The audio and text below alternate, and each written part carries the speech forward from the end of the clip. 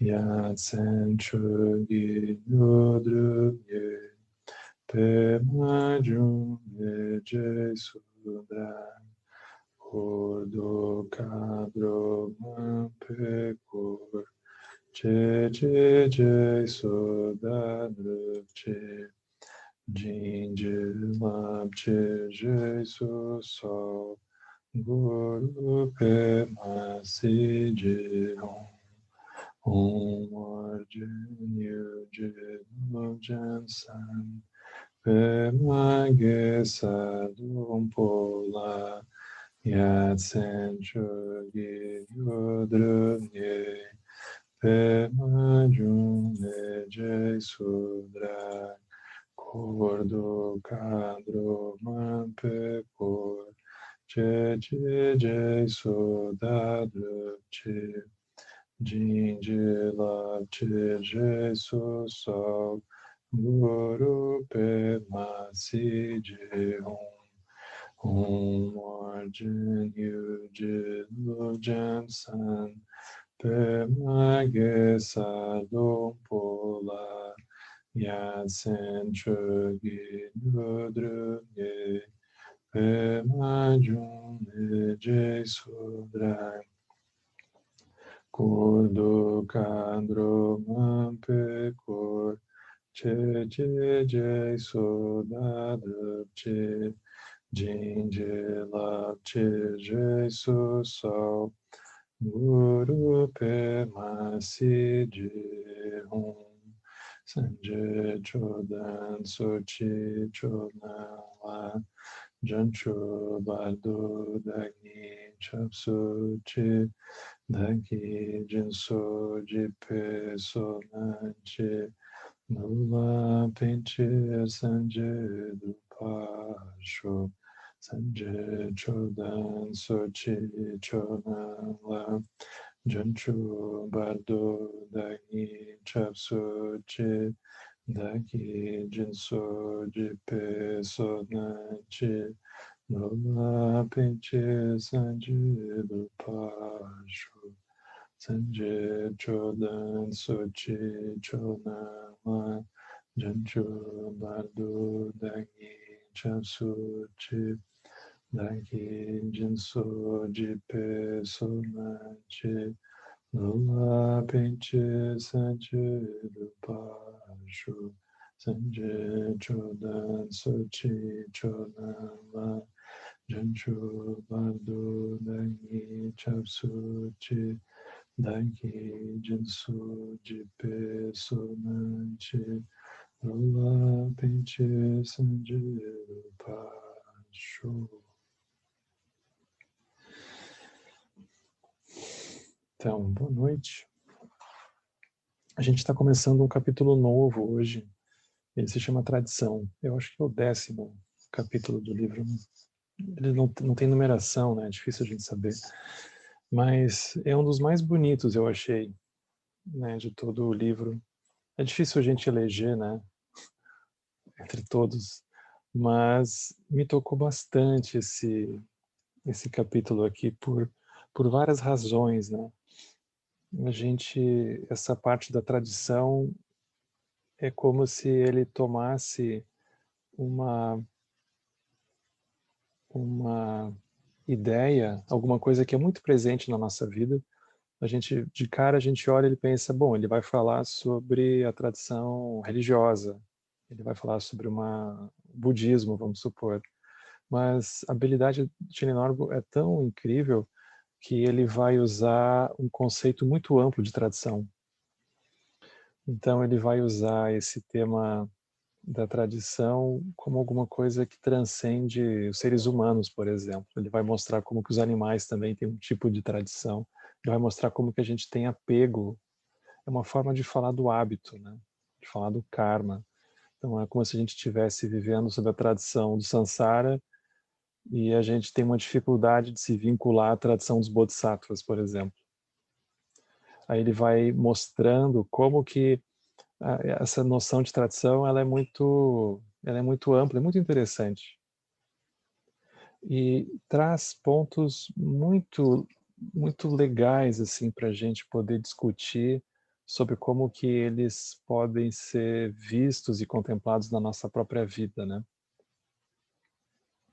Então, por exemplo, vocês percebam que todo o início de capítulo tem uns versos, né? Uns versos do próprio Tilly Norbo.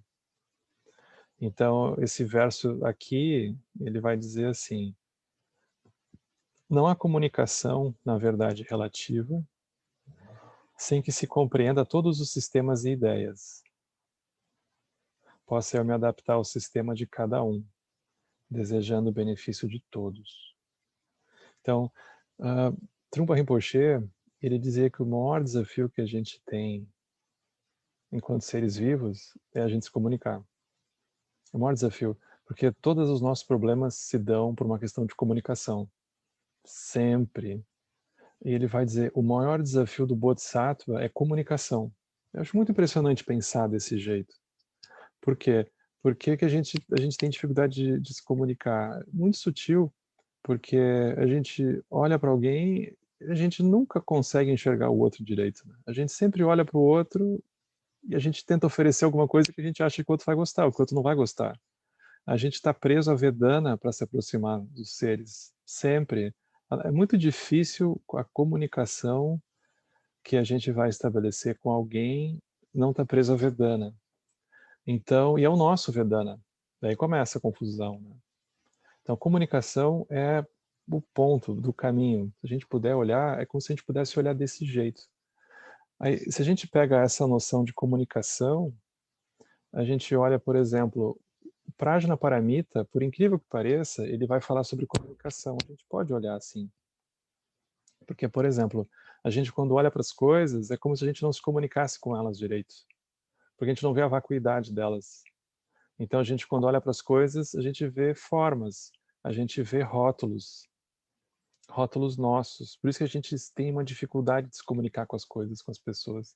Porque a gente não está sabendo ver o que tem direito ali. Então é como se a perfeição da comunicação precisasse dessa contemplação da vacuidade, do Prajnaparamita. Sem isso, a comunicação ela vai ser sempre um pouco truncada. Então é interessante a gente pensar nisso, porque, por exemplo, ele não está falando de comunicação não violenta, que é um tema importantíssimo para a gente pensar, que é como que a gente pode, pelo menos, ser menos agressivo com as palavras, né, no nível mais grosseiro, vamos dizer assim. Ou como que a gente pode associar melhor os nossos sentimentos e as nossas emoções enquanto um está conversando e assim por diante. Isso é perfeito. Mas é como se aqui o patamar fosse outro. Então, Trungpa Rinpoche ele dizia também, só o fato de, por exemplo, né, ele usava uma imagem assim, ele estava numa cidade X, né, dando um ensinamento. Aí ele dizia, só o fato de eu olhar e dizer, eu estou em Porto Alegre, isso já é uma violência. Porque eu não consulto, por exemplo, os seres que viviam em Porto Alegre e veem uma outra Porto Alegre. Eles talvez não venham em Porto Alegre, eles vejam outras coisas. Assim para cada uma das cidades que a gente esteja. A gente está na nossa casa, a gente diz, bom, aqui é a minha casa. A gente não acha que tem algum nível de agressão nisso. Mas talvez os seres que habitam a nossa casa, que não sejam necessariamente humanos, eles tenham outras ideias sobre a nossa casa. Talvez outras pessoas tenham coisas mal resolvidas com essa casa que a gente diz que hoje é nossa. Outras pessoas que já moraram ali e assim por diante. Não tem como escapar de um nível de confusão dentro disso, né? Então ele vai dizer, não há comunicação na verdade relativa, uma comunicação que funcione, isso é desafiador, sem que a gente compreenda todos os sistemas e ideias. Aí é como se ele estivesse fazendo um voto, né? Que é o voto do Bodhisattva. A gente poderia pensar que isso aqui é o voto de manifestar a sabedoria do espelho, né? Possa eu me adaptar ao sistema de cada um, desejando o benefício de todos. Mas é interessante, a sabedoria do espelho é uma sabedoria que favorece a comunicação. Ele não está falando só sobre a vacuidade, ele está falando sobre como se comunicar. Difícil se comunicar, porque mesmo a gente não sabe direito o que a gente quer. A gente acha que sabe, a gente não tem bem certeza.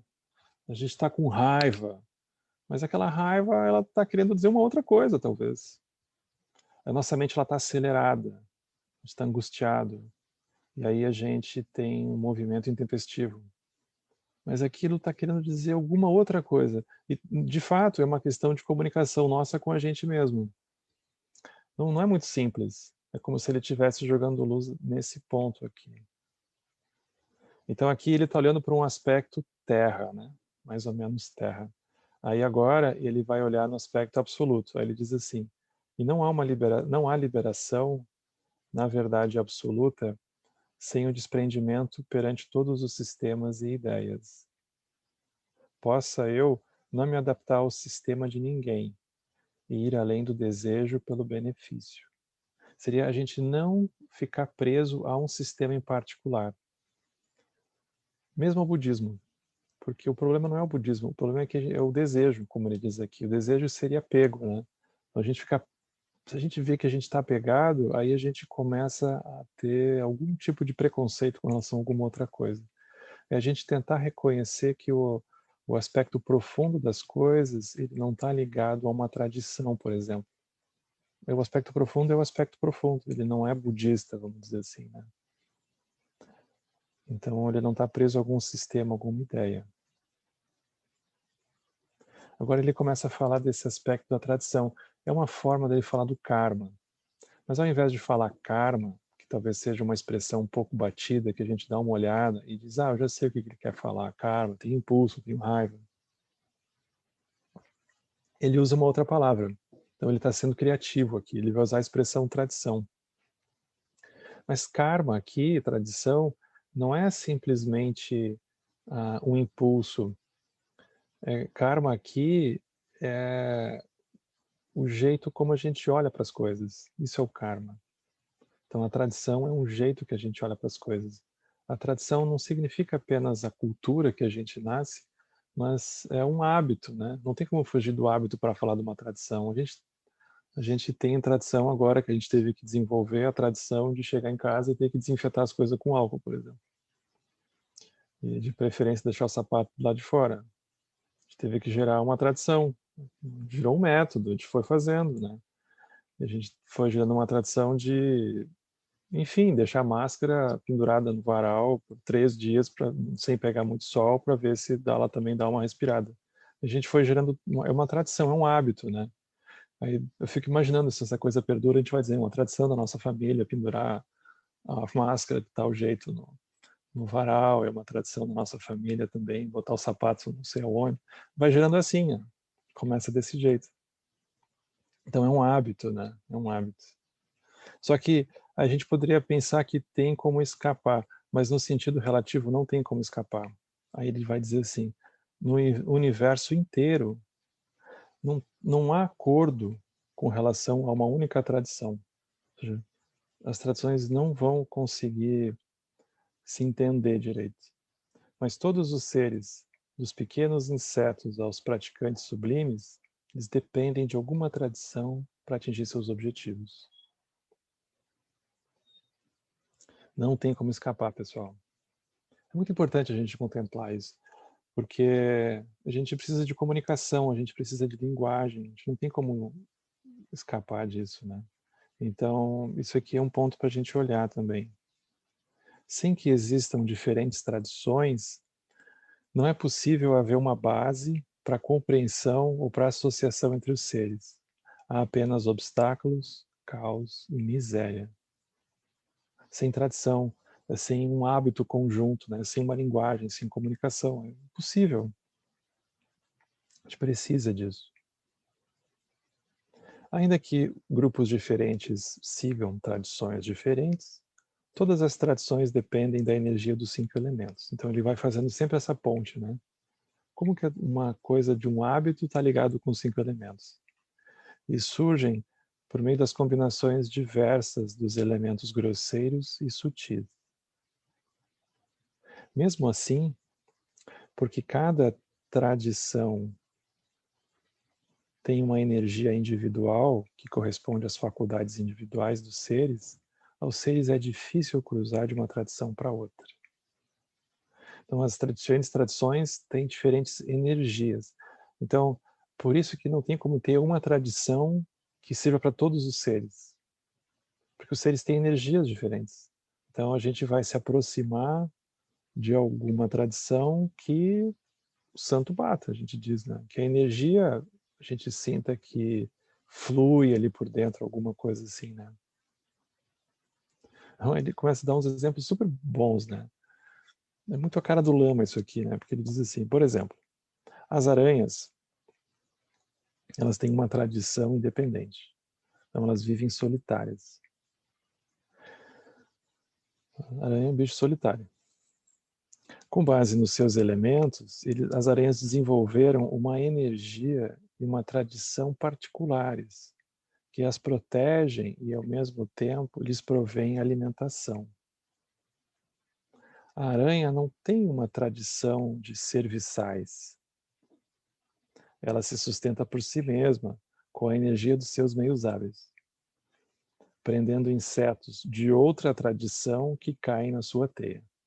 Então a gente pega alguma coisa que aparentemente é humana, mas a gente vê que todo o samsara vive em meio a isso. Não é uma coisa humana. Então, insetos de outra tradição, bichos de outra tradição. Eles não precisam se converter na tradição da aranha, eles podem seguir sendo eles mesmos. Isso é muito importante a gente contemplar, que a gente não precisa converter a nossa constituição para, enfim, a prática acontecer. A gente tem que seguir com a nossa constituição. A gente só vai iluminar ela. Aí ele vai dizer, se a aranha mantém a sua tradição, ela está sempre confortável, mesmo quando ela muda de localização. Ainda que o local seja diferente, a teia é a mesma. Se, entretanto, ela tenta mudar de tradição e viver num formigueiro, isso não vai funcionar. Porque as formigas, elas são detentoras de uma tradição de grupo diferente, que é nociva para as aranhas. A aranha não foi feita para viver em grupo. Não tem como. Então é muito bonita essa imagem que ele vai trazendo, porque é como se ele tivesse perdoando, assim, ele está abençoando o fato da gente ter a cara que a gente tem, a constituição que a gente tem, cada um dos seres, né? Eles terem a cara que eles têm. E é assim mesmo. Se mudar, não vai dar certo. Então, aí as formigas, que são seres coletivos, o Tilenor estudou biologia na vida passada, com certeza. Ele vai dizer, olha, as formigas, elas têm uma tradição de grupo. É diferente. A formiga não vive sozinha, né? Vive em grupo. Elas vivem em colônias. Então, elas possuem uma energia complementar. Eu acho bonita essa expressão. Então, por exemplo, a aranha, ela não sente que tem uma energia complementar com outros seres.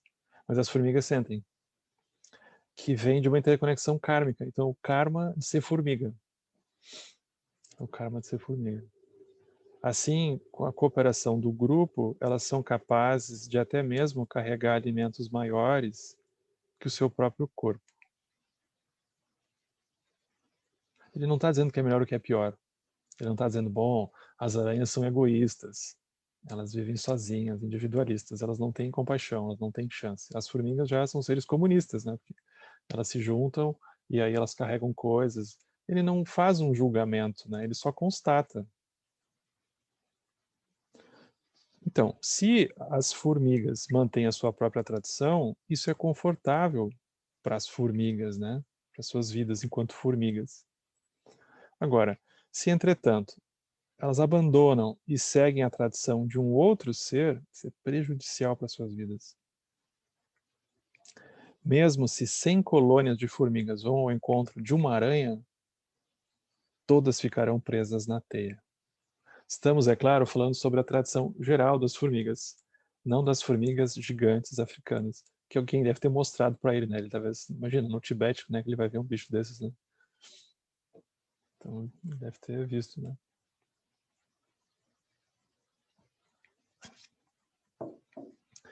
Mesmo entre as tradições mundanas, não há acordo com relação ao mesmo tema.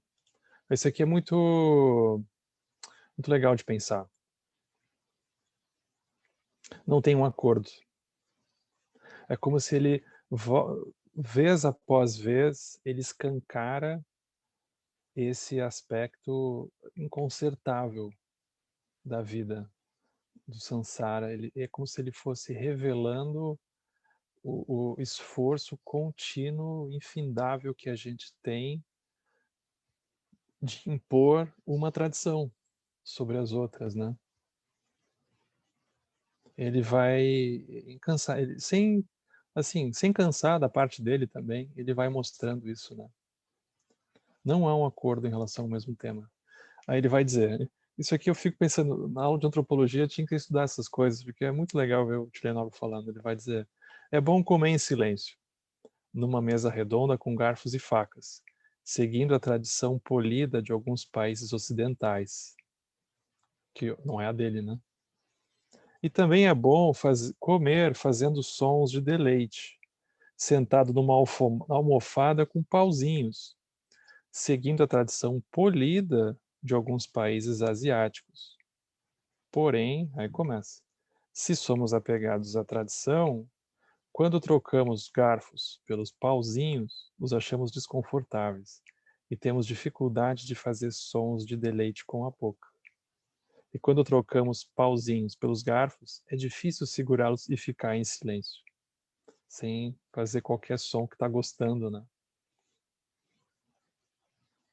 Então, a tradição positiva de um país é a tradição negativa de outro. Não tem como resolver. A gente contempla pouco isso, mas isso aqui é uma face de Dukkha. É um paradoxo, que aquilo que a gente faz com a melhor das intenções pode gerar sofrimento no outro. Revolta. E pode. E pode. E não tem conserto isso. Então, por exemplo, ele segue, né? Ele é muito criativo.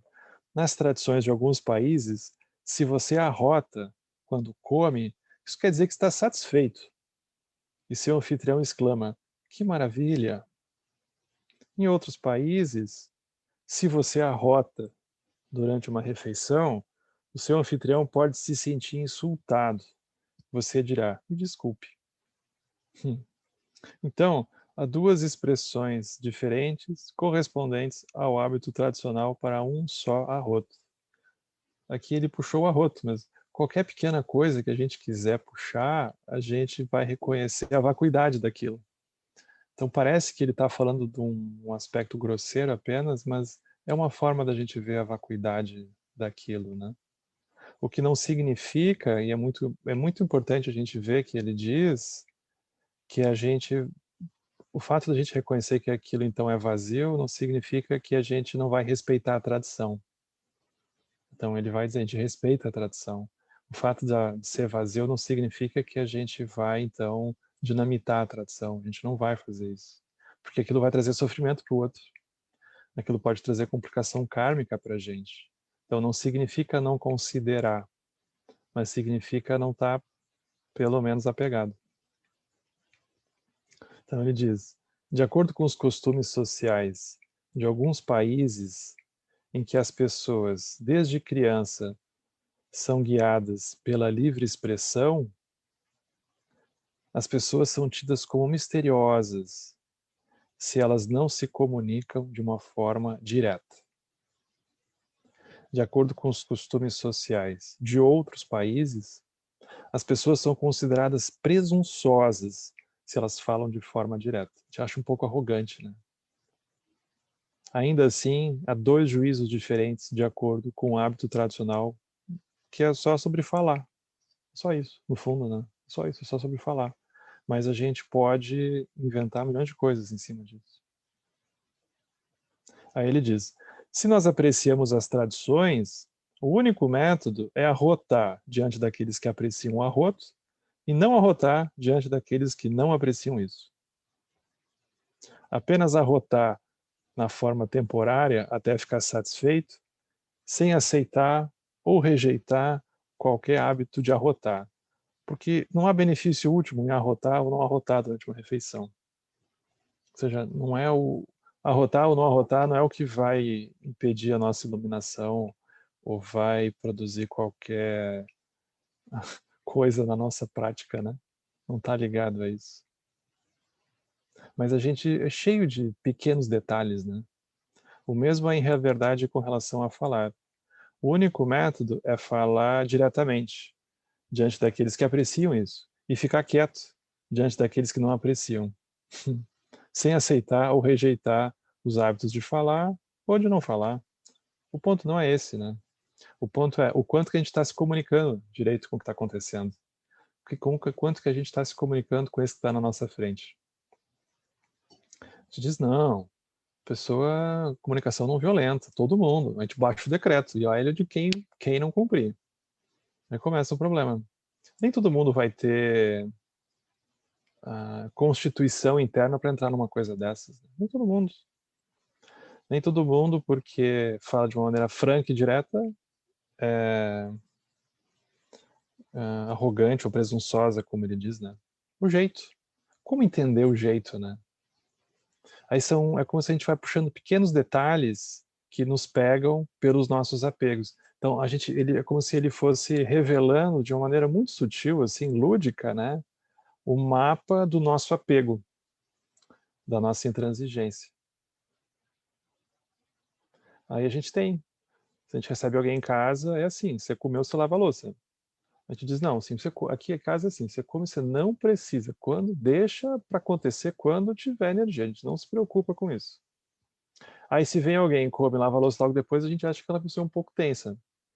Aí se a gente está num hábito que tem que lavar depois, a pessoa não lava, a gente acha que a pessoa é folgada.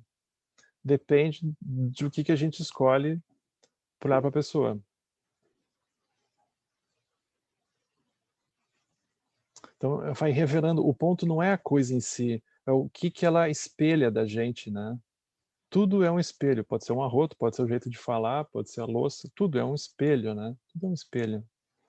De comunicação também. De comunicação. Ele traz umas imagens ótimas aqui, né? Aí ele diz assim, mesmo com relação ao Dharma, até que o dualismo das energias do elemento grosseiro e sutil se resolva numa essência secreta única, diferentes povos seguirão tradições diversas. Ou seja, até a iluminação, todo mundo vai fazer diferente. E não tem jeito. Todo mundo. Não tem decreto que vai resolver isso. E a iluminação, como é a extinção, isso não importa mais, né? Ele vai dizer, por exemplo, é tradição para os taoístas chineses, praticantes do Tai Chi Chuan, manter o ânus relaxado, a fim de aumentar o fluxo natural da sua energia pura. E a tradição dos praticantes da yoga tântrica interior, manter o ânus fechado, para manter o ar do vaso, do corpo, internamente e assim aumentar a energia pura. Então, outro exemplo, né? Esse aqui eu acho muito bom. Ele diz assim, na tradição Hinayana, dizem que aqueles que são apegados às mulheres nunca atingirão a liberação.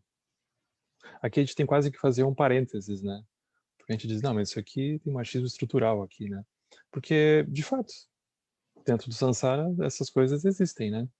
E os textos, eles basicamente foram escritos por homens para homens, né? Isso é claro, a gente vai ouvir a Jetsuma Tenzin Palmo, por exemplo, né? Ela vai descrever isso de maneira muito, muito clara, né? Mas é como se a gente precisasse olhar, não é uma questão de gênero, né? É uma questão de, por exemplo, a gente olha, os homens podem estar apegados às mulheres ou aos homens. As mulheres podem estar apegadas às mulheres ou aos homens. Não é o caso. Mas é a gente olhar e a gente dar uma olhada e pensar, nunca vou atingir iluminação. Esse que é o ponto. De acordo com o caminho Hinayana, considera-se que as mulheres sejam fonte de paixões e obstáculos para o caminho da moralidade. Os homens. Por essa razão, muitos praticantes do Hinayana se tornam monges e evitam as mulheres. Então, essa é a tradição. Mas não é a única. Ele vai dizer, na tradição tântrica interna, é dito que aqueles que não recorrem a mulheres nunca atingirão a liberação. De acordo com o caminho tântrico, as mulheres são a fonte do fenômeno de sabedoria e o suporte do êxtase sem desejo, que surge por meio do desejo. Assim muitos santos revelaram que elas devem ser buscadas como consortes. Ou o inverso, né? Ou seja, se as mulheres quiserem buscar os consortes, também está valendo. É a mesma coisa. Então, isso aqui é interessante, porque na história do budismo tem uns debates interessantes sobre isso. Por exemplo, Tsongkhapa, né, que é o fundador da linhagem Gelugpa, ele foi atingir iluminação na hora da morte. Por quê? Porque ele era monge. Porque ele era monge. Então, ele não namorou. Então, é tipo assim, a pessoa não namora, ela não atinge iluminação em vida. Na hora da morte. Vai ter que esperar a morte. Por quê? Porque é como se fosse o aspecto mais perturbador que a gente encontra em vida, né? Então, se a pessoa não consegue, pelo menos, tentar praticar a visão, é como se a iluminação não vai acontecer. Aí tem que esperar a hora da morte. Os elementos se dissolvem, o corpo se dissolve, e a natureza primordial que sempre teve lá é o que sobra, né?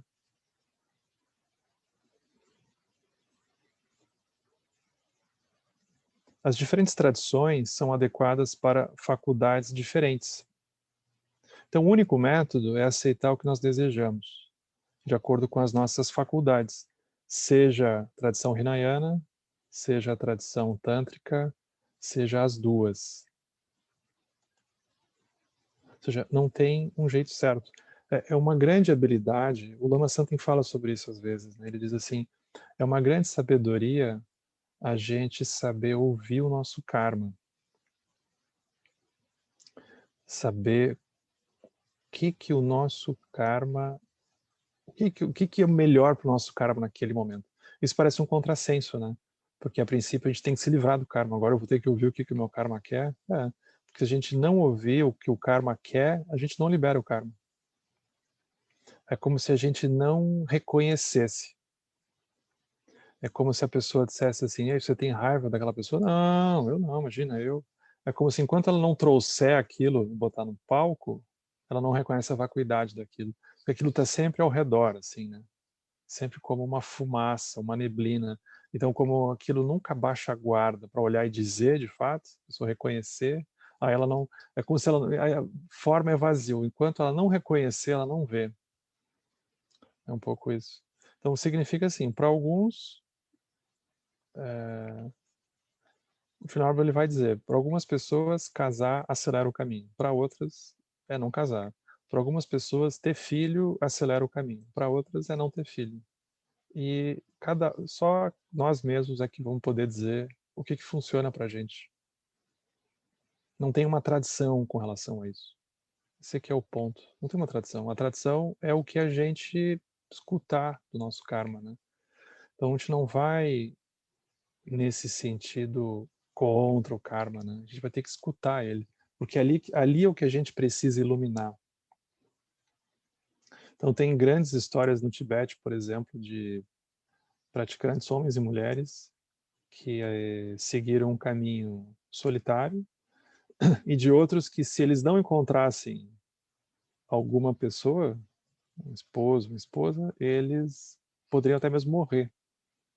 E a prática deles não ia avançar. Tem essas histórias curiosas, assim. Não é o karma, né? O que naquela vida, eventualmente, é naquela vida especificamente, que aquele karma se manifestou, né? Ele vai falar isso, ele vai dizer, se nós temos medo de mulheres ou de homens, podemos aceitar a disciplina do Hinayana. Se nós as amamos, ou os amamos, então nós podemos aceitar o complemento externo da consorte de sabedoria interior da tradição tântrica. Ou podemos aceitar ambas as tradições, se somos capazes de transmutar os diferentes aspectos numa essência única.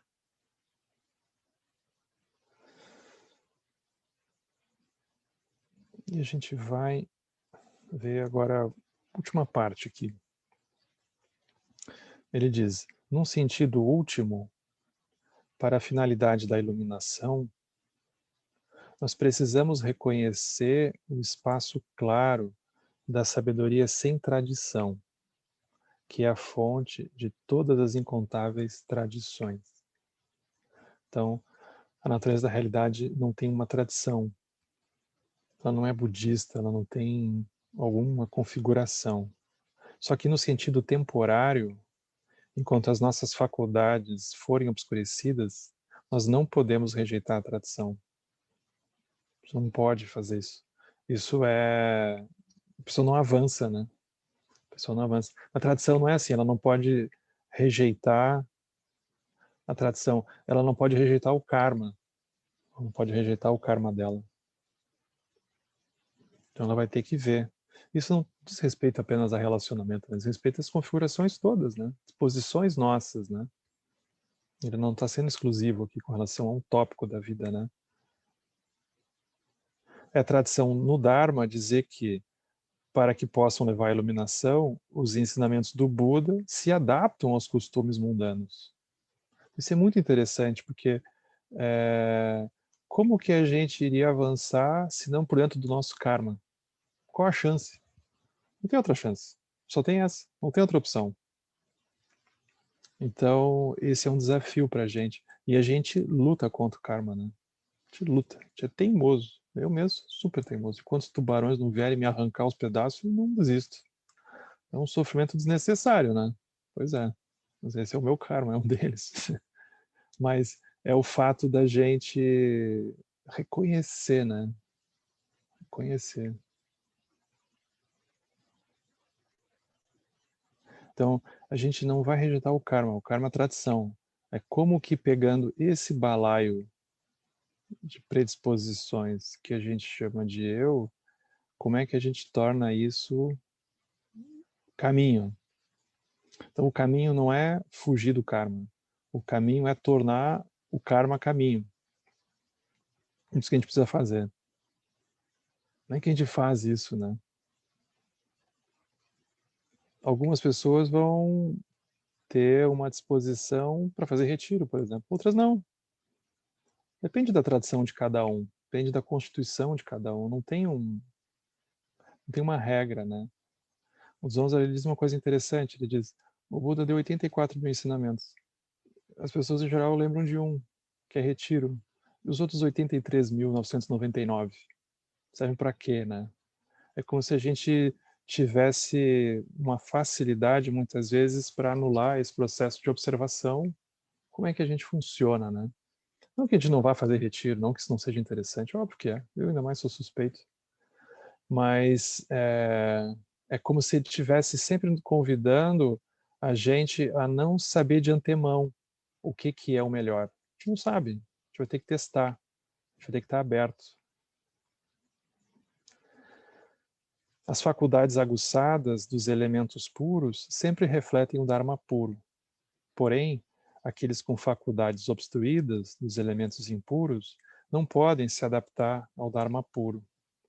E assim, precisam depender das tradições de fé até que desenvolvam faculdades aguçadas.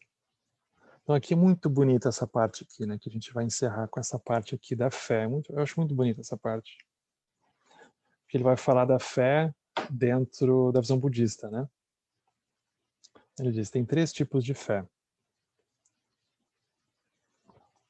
Os 3 tipos são necessários.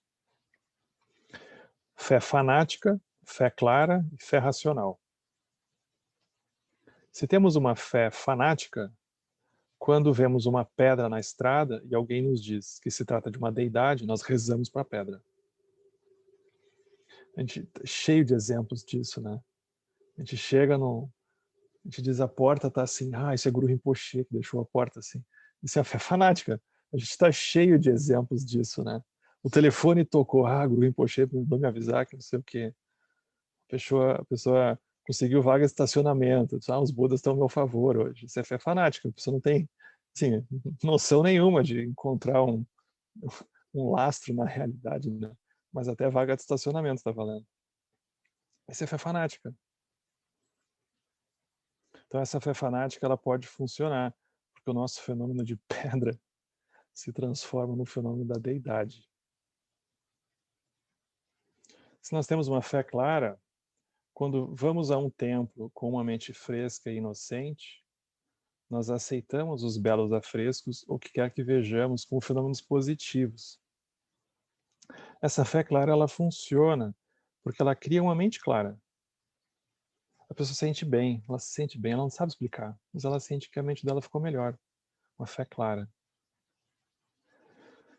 E se nós temos uma fé racional, nós entendemos as coisas por meio da lógica. E nós somos capazes de ver qualidades invisíveis nas qualidades visíveis.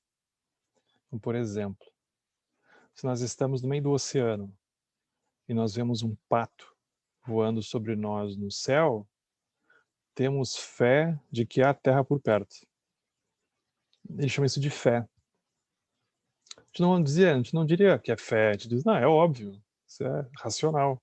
Ele diz, não, tem fé. A gente tem fé que tem terra. Se vemos fumaça nas montanhas, nós temos fé que tem fogo por lá. Então ele usa uma imagem muito bonita aqui, né? A Lama Elizabeth Nangel, quando ela escreveu aquele livro Lógica da Fé, ela se inspirou nesse texto do Chilen Norbo, né? Ela ficou muito impactada por isso aqui. Então o Chilen Norbo vai dizer: fé significa desejar. Você deseja alguma coisa. Fé tem a ver com isso, né? É tão bonito, porque ele pega alguma coisa que aparentemente seria do samsara e ele transforma aquilo numa coisa sublime. É tão necessário fazer isso. Aí vocês vejam o que ele diz. Se nós não temos fé nas qualidades nutricionais da comida, por que a gente deseja comer? Se nós não temos fé nas qualidades da roupa, em proteger os nossos corpos nus, por que desejamos vestir roupas? Se nós não temos fé, como que a gente pode entrar em contato com os nossos amantes, com a nossa família, com os nossos amigos, com os nossos professores mundanos, com o Dharma, ou com os costumes do nosso país? Se nós não temos fé, somos piores do que animais. Até mesmo as vacas têm fé na grama. Então, fé é crucial, né? Fé é crucial. É bonita essa imagem. A vaca tem fé na grama. Todos os seres têm fé nesse sentido, né? Todos os seres têm fé. Ele é como se ele tirasse fé de uma dimensão assim imaculada e ele trouxesse para um plano muito prático que vai mostrando como que a gente age por fé o tempo todo. Aí ele diz assim, por exemplo, se nós perguntamos às pessoas religiosas se elas têm fé no seu Deus, elas vão dizer que sim.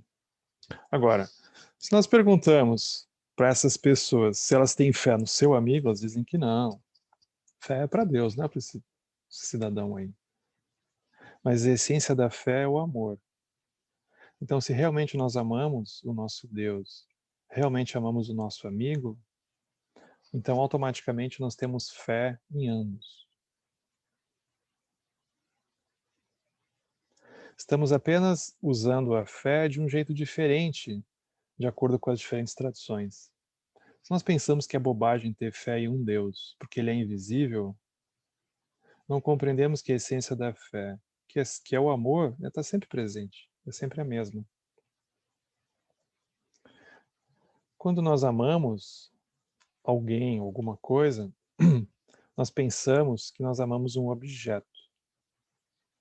Mas o amor, ele é inerente ao nosso sujeito. E ele apenas se reflete no objeto. A gente nunca lembra disso, né? Mas é assim, a gente quando ama alguém, ama alguma coisa, aquilo já é nosso. Aquilo sempre foi nosso. Aquilo nunca saiu de dentro de nós. Aquilo não é do outro. Aquilo é nosso. Porque o outro é só um espelho, né? Aquilo tudo é nosso. Esse amor sempre foi nosso. Quando esquece isso, né? Então, quando o amor está presente, A fé sempre está ali. O objeto da fé muda de um Deus para um país, um amigo, um amante, de acordo com a tradição que nós seguimos. Enquanto que o benefício temporário e último da fé depende da nossa intenção com relação ao objeto, à pessoa, o que seja, né?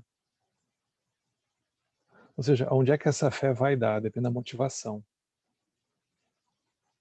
Onde é que a gente, até onde a gente quer ir com aquele amor, né? Com aquela fé, se a gente usar a palavra dele aqui, né? Então, sem depender da tradição, nós não conseguimos fazer nada. Dessa forma, até que nós nos iluminemos, não podemos rejeitar a fé que depende da tradição. Não tem como.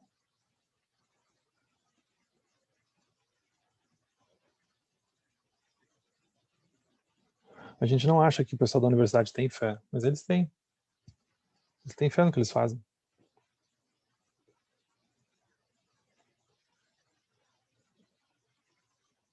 Para que haja comunicação, é sempre necessário lidar com a tradição da sociedade. Se, porém, confiamos nisso com apego rígido, devido à nossa fixação, ficamos presos à tradição. A gente vai parar aqui. Ele vai usar outras imagens agora, daqui para frente, né? Mas essas imagens que ele trouxe até agora, né? Sejam da fé, das diferentes imagens da tradição, né? Eu acho muito bonito, né? Porque tem muita coisa que a gente pode olhar, né?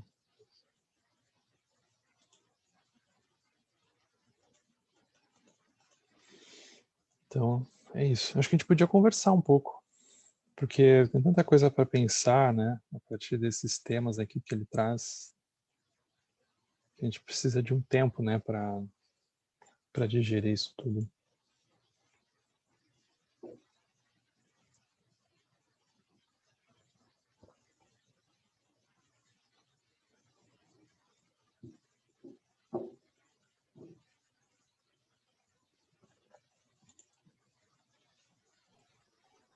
Henrique, boa noite.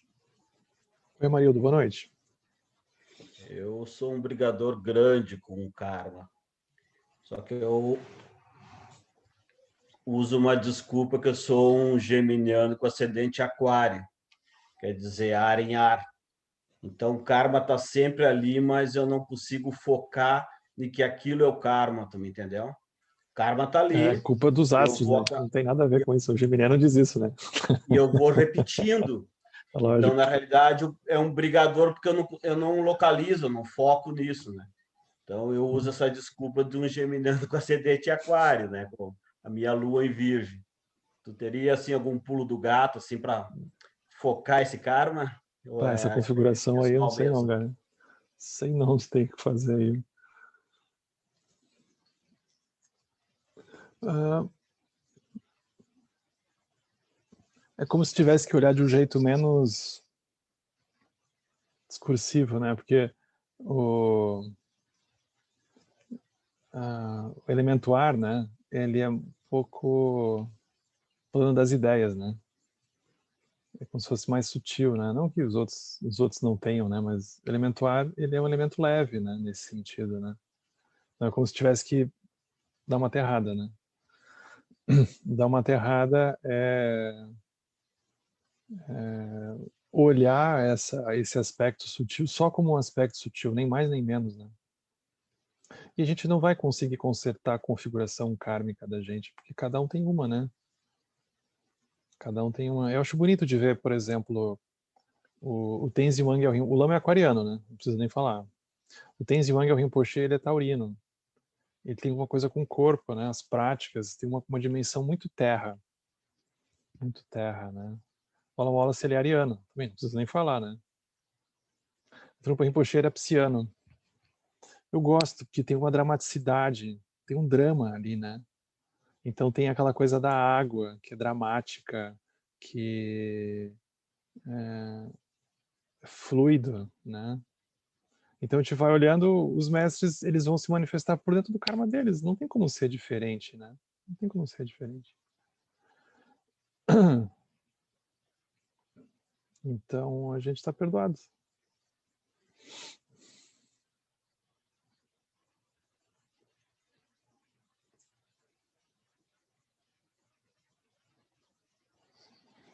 Fala, Zé.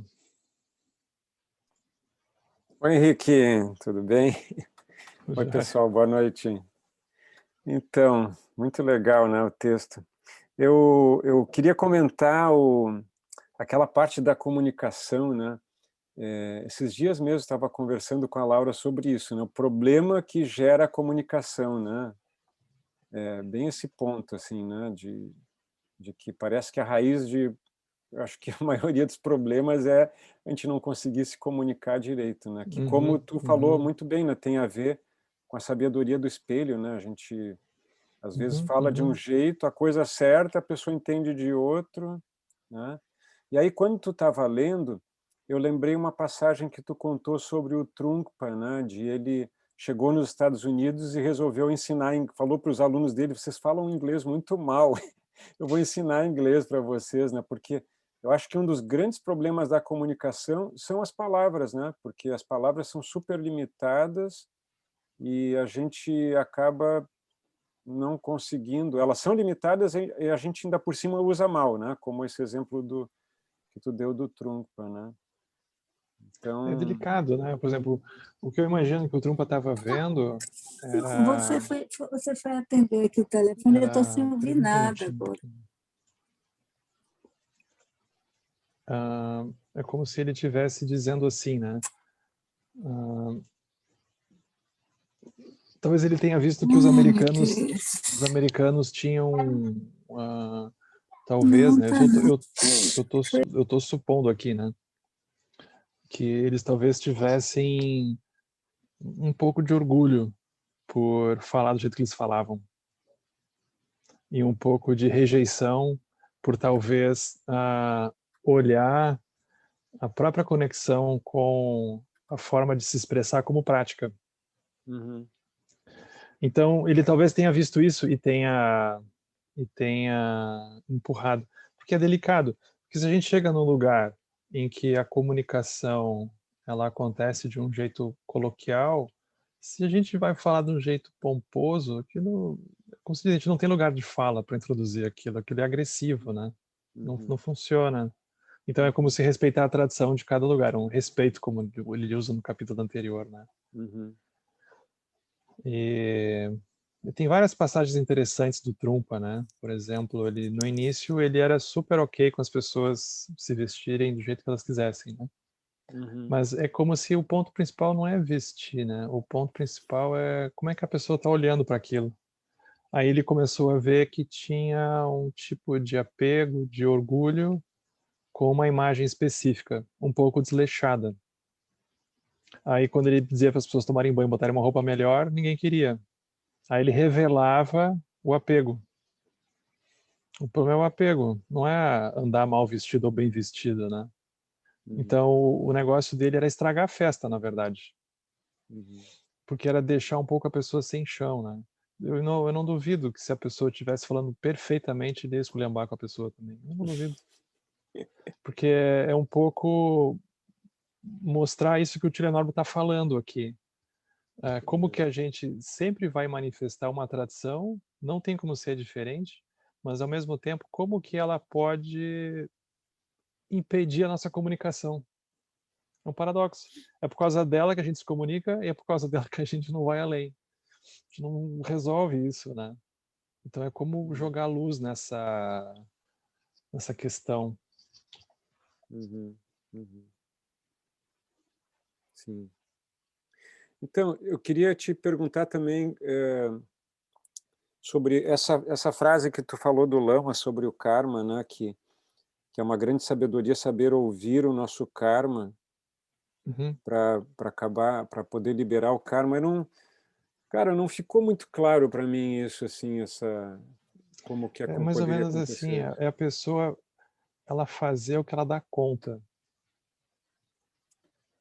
Ela não fazer o que ela não dá conta. Isso é um tipo de sabedoria, né? Porque, por exemplo, não é porque a pessoa fica, vamos supor, ouvindo ensinamentos sobre a natureza primordial e a vacuidade que ela vai conseguir aplicar, que a gente não consegue fazer isso.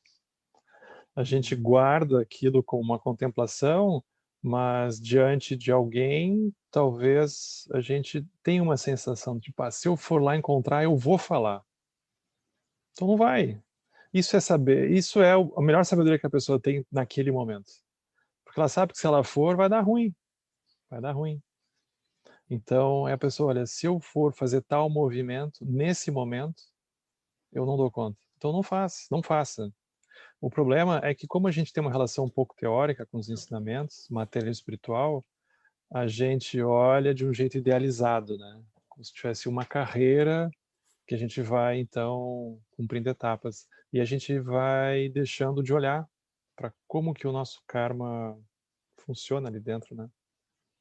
E a gente vai tendo surpresas. Então é mais ou menos assim, a gente saber o que a gente dá conta e a gente saber dentro disso que a gente dá conta, qual o ensinamento que a gente dá conta. Qual o ensinamento que a gente dá conta? Será que é Metabhavana? Será que é Shamatha? Será que é motivação? Será que é Prajnaparamita? O que é que a gente... Ou outros ainda, né? O que eu dou conta, o que eu não dou conta? Então a gente tem, por exemplo, tem pessoas que a gente olha Metabhavana, difícil. Não acha que aquela pessoa está merecendo. A gente diz, olha, o roteiro dos 8 pontos eu até faço, assim, com porta-caneta, com, né, pano de prato.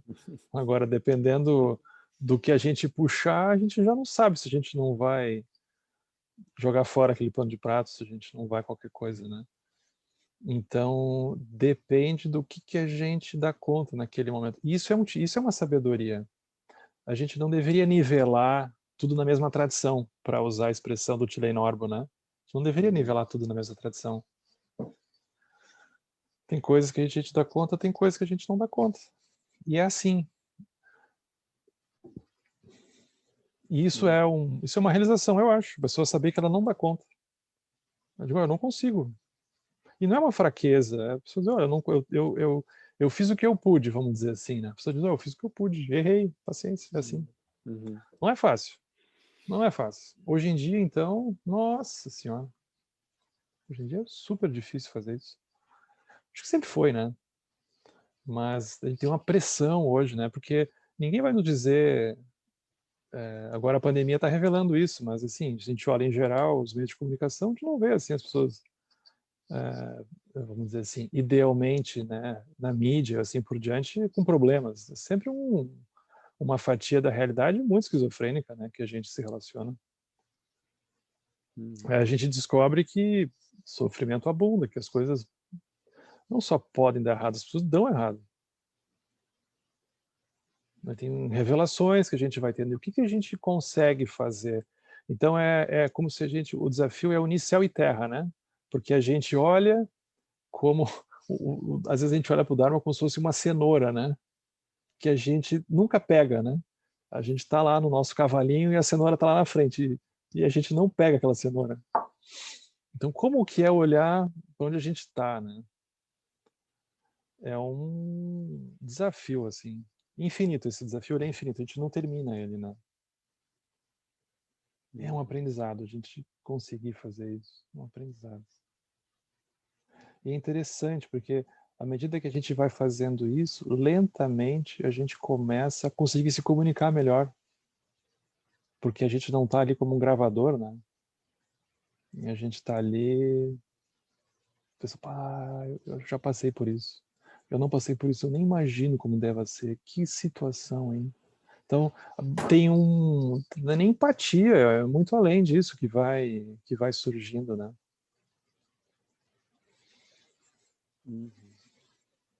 É respeitar a tradição. A gente pode usar assim as expressões do Tilly Norbo, né?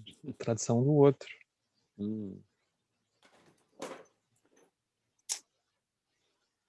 Valeu. Obrigado, Henrique. Imagina. Oi, Tamara. Oi, gente. Oi, Henrique. Henrique, tem uma pergunta da Elise no chat que ela não está conseguindo. Eita, eu não vi. Se você quiser, aí depois eu faço a minha. Lê primeiro a dela e responde, depois eu faço a minha. Ah, tá. Deixa eu Deixa ver. melhor.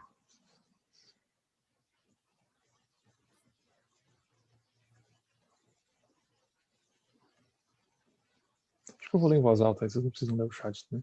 Ela diz assim, parece que usar a linguagem como a astrologia, por exemplo, é uma forma de impessoalizar o karma, como se explicasse de uma maneira um pouco mais lúcida que a visão do eu sou isso, eu sou aquilo, porque aponta para uma região que acessamos, não necessariamente somos aquilo. Tá incorreto pensar assim? É isso mesmo, eu acho isso também. Porque tem uma impessoalidade que ajuda muito, né? Eu não respondi o Dalma, ele me mandou um e-mail hoje com a transcrição de uma pergunta que ele fez para o Lama, e é muito bonito, né? O Lama dizendo, os arrependidos não atingem a iluminação. E é muito forte ouvir isso, né?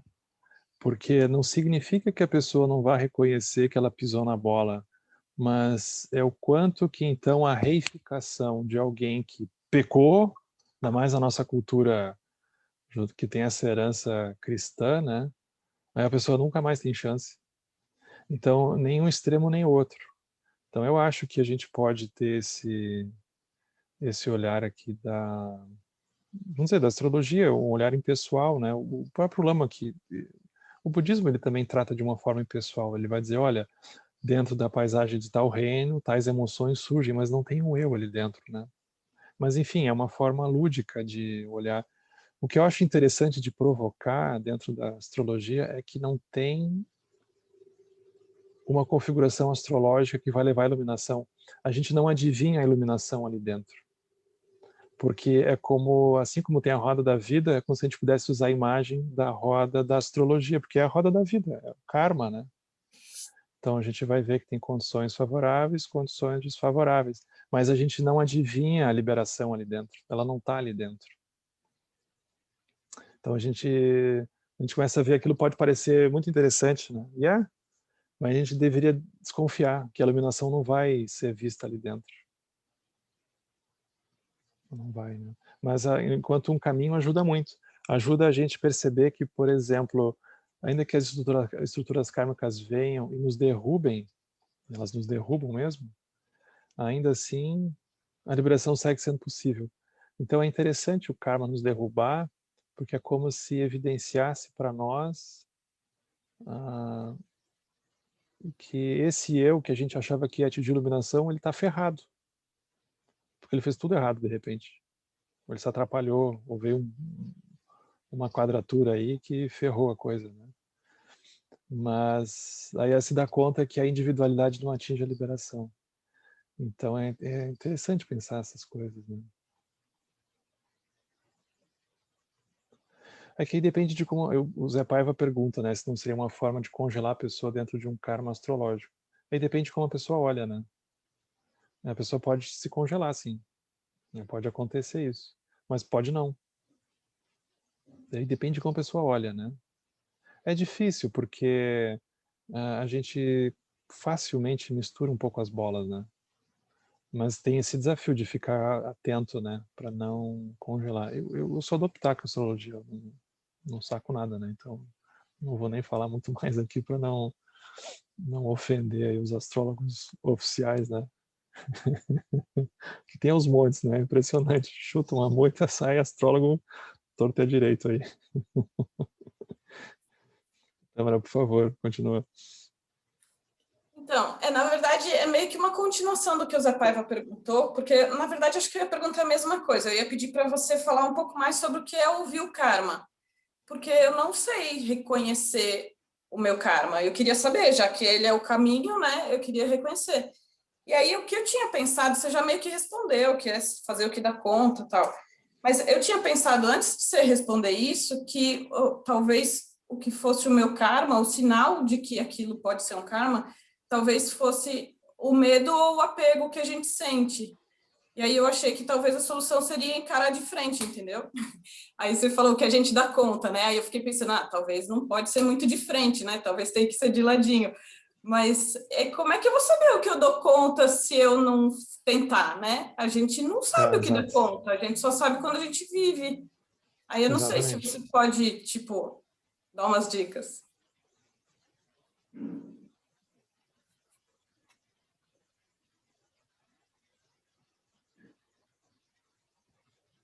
Eu acho que uma dica, por exemplo, é não ter pressa. Não ter pressa, assim, não ser afobado, sabe? Ansioso, né? Que é uma tendência que a gente tem de resolver logo. Se a gente conseguir dar um pouco de corda, ajuda, porque a gente ganha tempo para olhar de novo para aquele karma, né?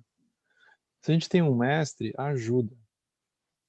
Porque a princípio, ah, essa pessoa, esse mestre, vamos dizer, ele já passou por algumas coisas, pode dar umas dicas para a gente. A gente pode rezar para Guru Rinpoche, por exemplo, tiver o Pratara, né? Pedir para eles mandarem um sinal para a gente, né? Uma luz, assim, como é que eu faço? Essa é muito, eu acho super importante isso. Eu pessoalmente tenho uma conexão muito forte com isso, né? Muito clara, né? Mas é como se não tivesse muito mais do que isso, né? Acerto e erro é um pouco assim mesmo, porque no fundo é como se essa dimensão ela escancarasse o quanto que o caminho ele é solitário, né? Porque, por exemplo, mesmo que a gente tenha um mestre, e o mestre diga o que a gente tem para fazer, o mestre não tem como saber exatamente o que a gente precisa, é só a gente que vai saber. Isso é um paradoxo. Então, é como se fosse sempre difícil a gente pedir opinião, porque é como se, no fundo, a gente é que vai ter que assumir a responsabilidade por aquilo, né? Os outros não vão dizer o que a gente tem que fazer, eles vão dar uma ideia. Mas é a gente que vai ter que pegar esse mosaico e dar uma olhada, né? O que flui. Então, por exemplo, eu já vi pessoas que entrar em retiro, por exemplo, passarem super mal, porque não era o que elas precisavam fazer naquele momento, mas tinha uma idealização. Oh, vou fazer um retiro, abandona tudo. Dá um problema. Porque a pessoa, ela vai, ela fica meio torta, ela tá lá dentro, ela começa a se lembrar que ela abandonou coisas, às vezes ela abandonou uma relação, abandonou uma família, um emprego, um monte de coisa. Aí ela tá lá, ela fica se torturando um pouco dentro do retiro, daí o retiro termina, ela sente que também não aconteceu grandes coisas, aí ela sai, nem o retiro funcionou, nem sobrou muita coisa. E aí como é que fica, né? Como é que a pessoa chega segunda-feira? E aí, vai fazer o quê? Difícil. Então isso é um pouco ouvir o karma. É a pessoa ir vendo o que funciona. Às vezes o karma está presente numa circunstância da vida, às vezes tem outros karmas que estão, né? Então, o fato de naquele momento a pessoa achar que talvez seja por aqui, não significa que dali a pouco as coisas não mudem e de repente aquela porta se abre. A gente não tem como saber. Por isso que a gente ir ganhando tempo, né, na conexão com a prática, mantendo o refúgio e, e consultando a realidade, né, e consultando as coisas é interessante. E é delicado essa questão também, né, como tu trazes, porque não diz respeito apenas a pessoa fazer o que ela gosta, por exemplo. Então parece que a pessoa só vai fazer dou conta o que fica confortável para mim. Então isso também é uma ilusão. Mas como saber que eu não, também não é o oposto. Agora eu só vou fazer o que eu não gosto. Aí eu tô de fato enfrentando o meu karma. Não vai funcionar. Pode escrever, não vai funcionar. A pessoa vai passar mal, talvez o próprio refúgio dela estremeça, né? Porque é como se quando ela faz isso, quando a gente faz isso, a gente tem que perceber se não está surgindo um super javali, herói, que agora pegou uma espada na mão e vai furar o karma. Não vai. Maharaja está só esperando o que ele vai assoprar para a gente cair, porque é tombo na certa. Então não é isso, sabe? Não é uma identidade valente que vai tipo bandeirante, assim, né? Que vai cruzar, não é. Então é mais delicado esse processo, né? É mais delicado. Então por isso que tem essa sutileza da gente ir consultando de diferentes modos, né? E é muito interessante, assim, a gente está aberto a errar. Porque a gente vai ver, tem erros que a gente fez que a gente hoje agradece muito mais do que todas as outras coisas que a gente acertou. Porque as coisas que a gente acertou é como se estivesse um pouco no piloto automático e a gente só foi, né? Agora, as coisas que a gente errou, pá, elas mostraram tanta coisa pra gente. Então, é estar aberto para errar. E isso pega um pouco a gente como identidade de praticante, porque a gente pensa, bom, eu estou aqui ouvindo ensinamento, não deveria errar. Você está lendo a bula, é só isso. Você está lendo a bula, mas a gente está vendo um mapa, mas não significa que a gente não vai se enganar na esquina, a gente vai. Vocês pensem, o Bodhisattva, até o 7º Bhumi, pode renascer no reino dos infernos. Isso assim, é 1 milímetro antes da iluminação. O que dizer nada aqui, né? Mas não é fácil, a gente se culpa, a gente se cobra, isso é uma contemplação para a gente olhar, né?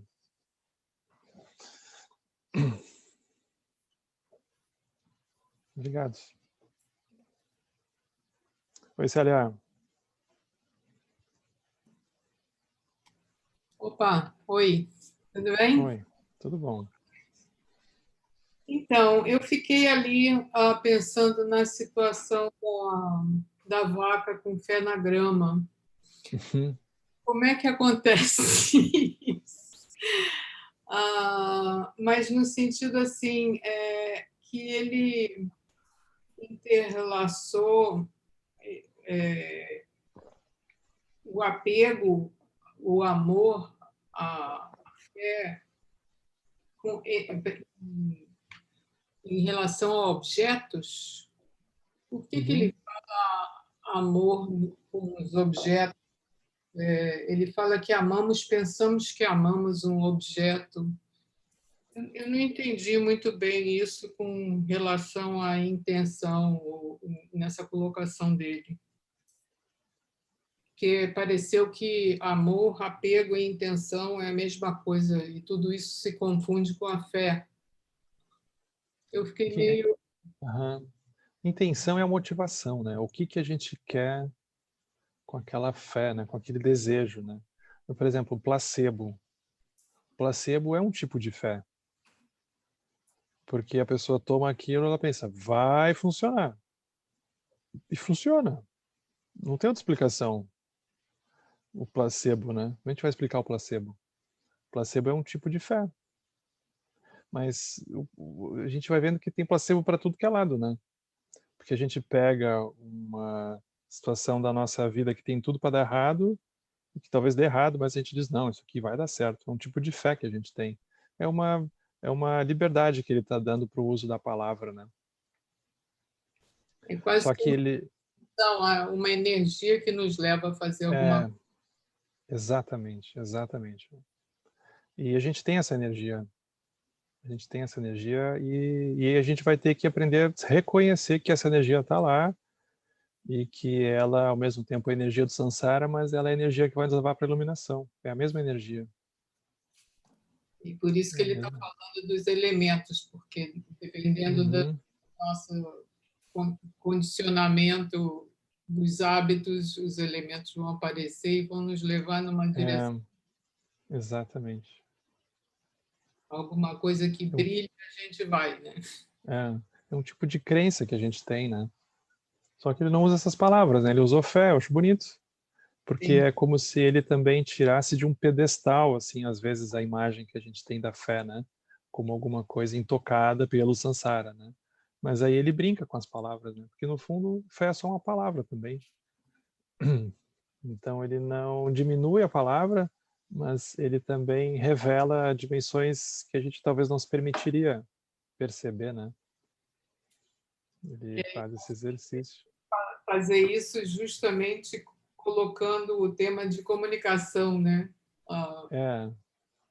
Ele está brincando um pouco com as palavras e discutindo sobre comunicação. Total. Ok.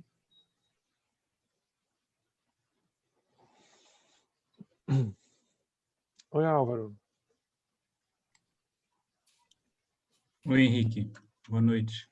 Boa noite. Quando a gente fala sobre karma e o reconhecimento dele, né? Você colocou essa situação assim como um paradoxo, né? E me ocorreu uma questão assim que o reconhecimento do karma, né? De uma forma assim que é alguma coisa que opera além dessa concepção de eu, né? Você reconhecer de certa forma, essa prisão é estranho, né? Porque é através disso que vai vir a liberação, né? Você reconhecendo essa prisão, você tem então a liberação. Não é que você vai se livrar daquilo, não é? É simplesmente um reconhecimento daquele processo acontecendo né? Sem um eu, assim, é mais ou menos isso. É. E quando a gente vai ver esses mestres, né, como o Dzongzar ou como a Pema Chodron, né, eles vão alertar para o risco, por exemplo, do Dharma no Ocidente, ele está virando uma coisa excessivamente moralista, porque a gente não tem como olhar para esses aspectos todos sem reconhecer aspectos realmente complicados do samsara, dos reinos e assim por diante, né? Então a gente não vai fazer uma limpeza no samsara, a gente vai olhar para a coisa toda como ela é, né? A gente vai ter que ter esse destemor, né? E a gente vai fazendo isso aos poucos. Aquele texto da Pema Chodron maravilhoso, né? Além de bem e mal, ela fala muito sobre isso. Super bonito.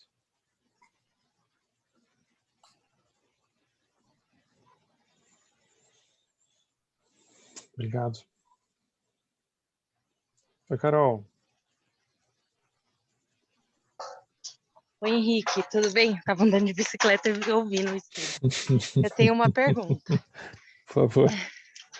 Queria perguntar a respeito da fé, né? Uhum. A gente tem uma visão que a fé é quase uma coisa inata, sabe? Tipo, a pessoa tem uma fé, sabe? Ou que a gente herda, né? Eu tenho uma relação assim. Lembro da minha avó, alguém me ensinou quando criança, né? E esses 3 tipos de fé, né? Inclusive essa mais racional, né? Ou até eficâcia simbólica, igual tem na antropologia, na ciência e tal. Dá um sentido de aprendizado também, né? Porque tem pessoas que perguntam, né? Como que eu aumento a minha fé? Tem gente que não sente que tem fé, né?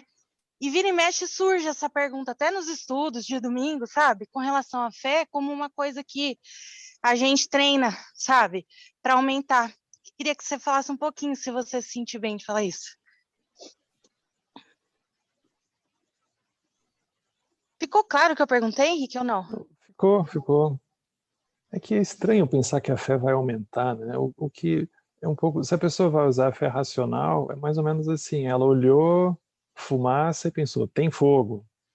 Aí daqui a pouco ela vê fumaça de novo, a fé dela aumenta, porque ela vai dizer, tem fogo, eu já vi uma vez, eu vou ver de novo. Então vai vindo por familiarização, né? O processo ele vem disso. E cada um desses processos de fé, mesmo a fé fanática, né? Ela vem disso. A palavra é meio forte, né? Fanatismo, né? Mas o Lama vai dizer que isso é faixa 4. Então é como se fosse uma coisa que talvez não venha dessa vida da pessoa, né? Então tem pessoas que vão ter uma naturalidade para se conectar com isso e outras não. Elas vão ter outros tipos de fé. Não é um obstáculo, né? A pessoa pode aos poucos ir contemplando aspectos que mesmo que ela explique, aquilo não resolve, né? Então aquilo é como se dentro do que ela sente que consegue, ela vai um pouco se relacionando com essa dimensão, né? Às vezes aquilo vem por momentos assim catárticos da vida, né? A pessoa está numa situação super difícil, aí ela não sabe mais o que fazer, aí justamente porque ela se abre, aquilo talvez comece a funcionar para ela, basicamente, né? Então o percurso é muito sui generis, assim, né?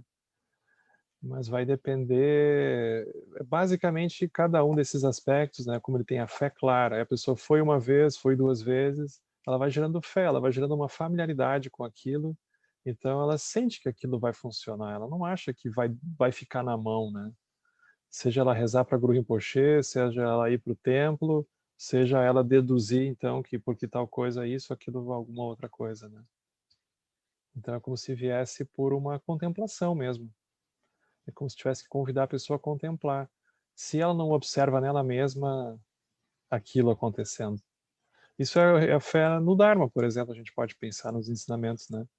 Porque é tipo assim, a pessoa estava numa buraqueira, ela ouviu um pouco, contemplou um pouco, praticou um pouco, aquilo ajudou um pouco. Aquela fé ninguém tira dela. Porque é uma fé que veio da experiência, né? Uma fé que veio da experiência, ninguém tira isso dela. Amanhã depois vem um outro buraco, aí a pessoa, não, mas agora funcionou, vai funcionar de novo. A pessoa vai, ela não sabe onde é que acende a luz, aquilo está assim difícil, daqui a pouco a luz acende, né? Então assim que a gente vai indo.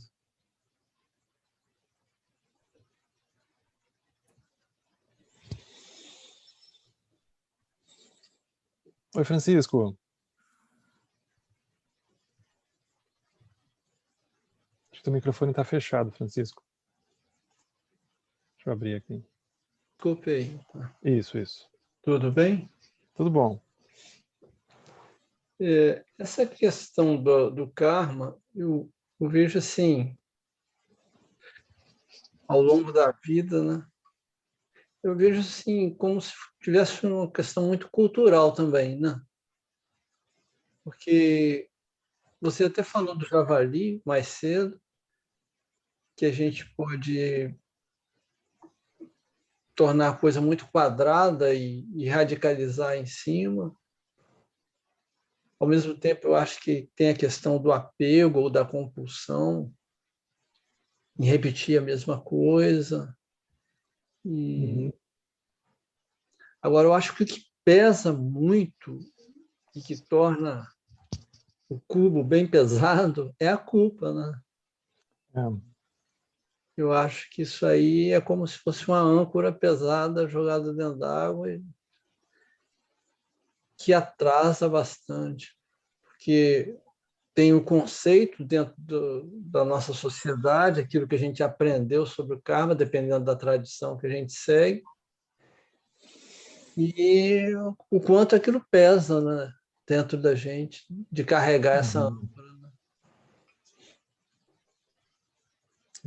A culpa, assim, a gente vai com ela até não aguentar mais, onde a gente solta ela, né? É sempre assim, não tem como resolver. E a fé, eu vejo assim que a gente vê de tudo em termos de fé, né? Nas várias tradições, religiões, e fanatismo está fácil de ver hoje em dia, né? Tem umas religiões assim que puxam bem para esse lado. Mas assim, por exemplo, eu muitas vezes eu tive contato com o sufismo no passado, aí às vezes eu vejo muito disso do John Limpa. É como se fosse aquele cara solto, assim, vagabundo, entendeu? Como ele mesmo diz, né? Eu vagabundo com essa bolsa com alguns livros dentro, e eu não tenho nada.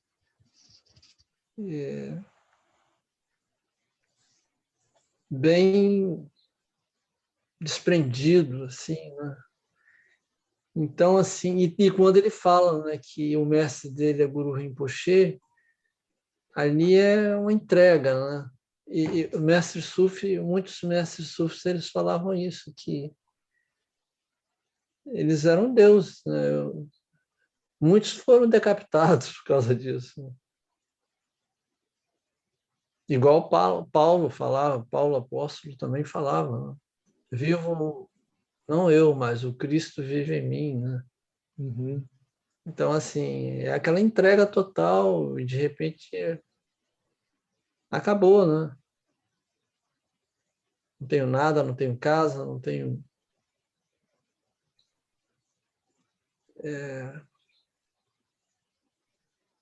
desprendimento, né? Eu acho que isso vai levando a fé numa condição que vai para essa faixa 4 que você está falando, né? E tem uma história não, tem um mestre sufi que ele vivia numa cidade como se ele fosse um vagabundo mesmo, ele ficava batendo um tambor e tal, e tem uma pessoa que estava buscando os mestres de Gurdjieff, que foi indicado para procurar esse mestre aí, né, que era considerado louco, né? Um vagabundo, um mendigo, né?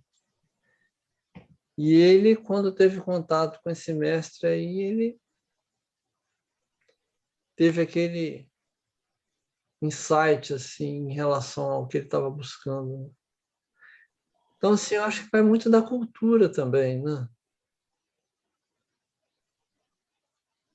da tradição que você veio e tal. Às vezes a gente conversa com pessoas de certas tradições assim que você tem que ter muito cuidado naquilo que você vai falar, porque senão você é apedrejado, né? E já em outra você conversa assim, aquilo flui uma boa, né?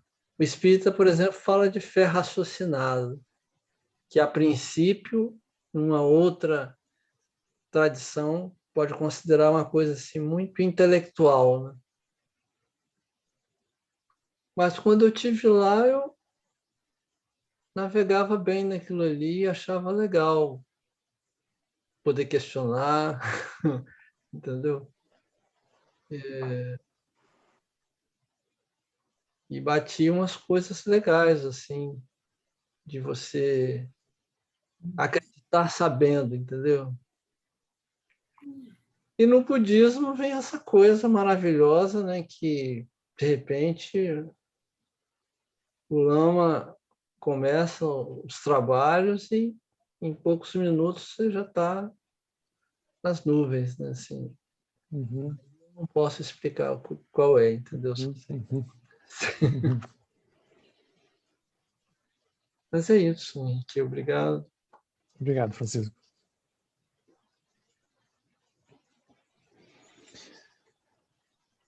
Oi, Tamara, vamos encerrar? Acho que você é a última hoje. Pode ser bem rapidinho. É só para você falar se eu viajei muito.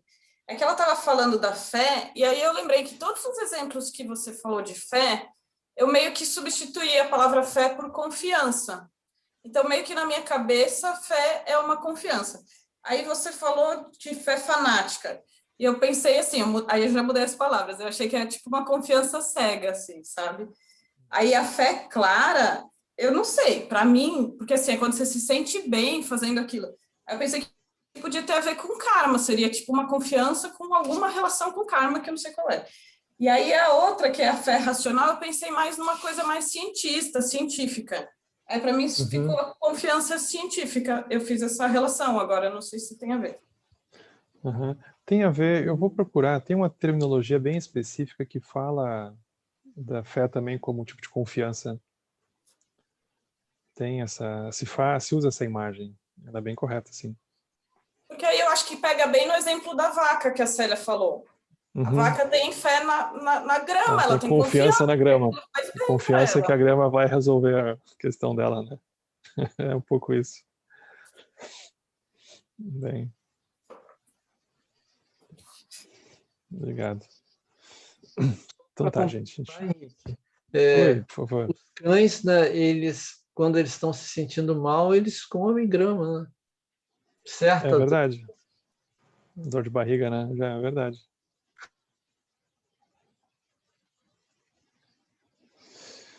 Tá bom. Que os méritos deste encontro se expandam e toquem a todos. Que o Mestre Universal da Paz e da Compaixão, Sua Santidade Dalai Lama, juntamente com todos os mestres de todas as tradições que veiculam esta mensagem, tenham longa vida. Todos estejam a salvo de gerar pensamentos negativos, o obstáculo mais destrutivo. Que esses pensamentos nunca surjam em nossa mente e que todos os seres também estejam livres de pensamentos negativos. Quem Lopcho Sun Rin Loche Zan Sasun Chapa Pendro Jucho Sun Namadan Vidal do Sun Gele Shu